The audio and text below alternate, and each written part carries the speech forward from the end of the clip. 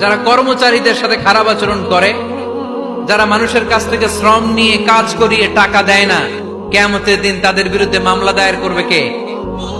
কে করবে? হাদিসে কুদসি সাক্ষী বিষ্ণু ঈসা ইসলাম বলেন, আল্লাহ তাআলা ফরমান, আনা খাসমুহুম সালাসাতুন আনা খাসমুহুম ইয়াউমাল কিয়ামা। তিন শ্রেণীর ব্যক্তির বিরুদ্ধে আল্লাহ বলেন, আমি নিজেই কিয়ামতের দিন মামলা দায়ের করব। I will be against them in the day of judgment. Three categories of people I will be against them in the day of judgment. তিন শ্রেণীর লোক কিয়ামতের দিন তারা ছাড় পাবে না।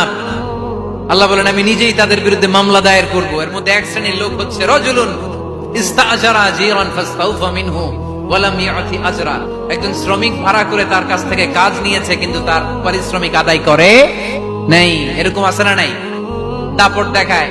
মেহনতি মানুষ, খেটে খাওয়া মানুষ, এদের দোয়া কবুল হয়ে যায়। আ'তুল আজিরা আজরাহু ক্বাবলা আন ইয়াজিফা আরাকুহু। খবরদার, বিশ্বনবী বললেন, শ্রমিকের ঘাম শুকিয়ে যাওয়ার আগে তাদের পারিশ্রমিক মিটিয়ে দাও।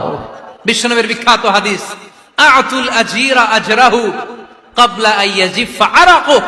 শ্রমিকের ঘাম মাটিতে লাগার আগে, শুকিয়ে যাওয়ার আগে তাদের পারিশ্রমিক মিটিয়ে দাও। কেননা তারা যদি বদদোয়া করে তোমার জীবনকে জাহান্নাম বানিয়ে দিবে কে? বিষ্ণু ঈসা ইসলাম সব সময় খেটে খাওয়া মানুষদেরকে আগলে রাখতেন।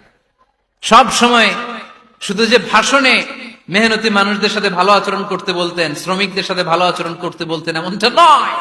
ওনার ব্যক্তিগত জীবন ঘাটলেও দেখা যায় উনি শ্রমিকদের সাথে কেমন আচরণ করেন।